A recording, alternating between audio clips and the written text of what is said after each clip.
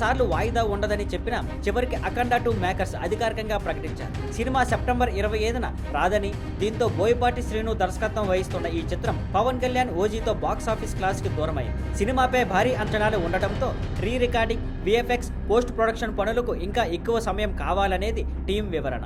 Cinema ఉత్తమంగా రాబట్టాలనే ఉద్దేశంతోనే వాయిదా వేసినట్టు తెలిపారు. కొత్త రిలీజ్ డేట్ను పనుల ప్రోగ్రెస్ కి అనుగుణంగా తర్వాత ప్రకటిస్తారు. ఈ నిర్ణయం బాలయ్య అభిమానులను హై వోల్టేజ్ యాక్షన్ ఎంటర్టైనర్ కోసం ఎదురు చూసిన సినీ ప్రేమికులను నిరాశపరిచింది. ఈ సినిమాలో సంయుక్త హీరోయిన్ గా, ఆది పీనిశెట్టి విలన్ గా కనిపించబోతున్నారు. అలాగే ప్రజ్ఞా జైస్వాల్, హర్షాలి మల్హోత్రా కీలక పాత్రల్లో నటిస్తున్నారు. రామ్ అచంటా, గోపి అచంటా భారీ బడ్జెట్ తో 14 Reels Plus బ్యానర్ పై నిర్మిస్తుండగా ఎం తేజస్విని నందమూరి ప్రౌడ్లీగా ప్రజెంట్ చేస్తున్నారు. సంగీతం తమన్ అందిస్తున్నాడు.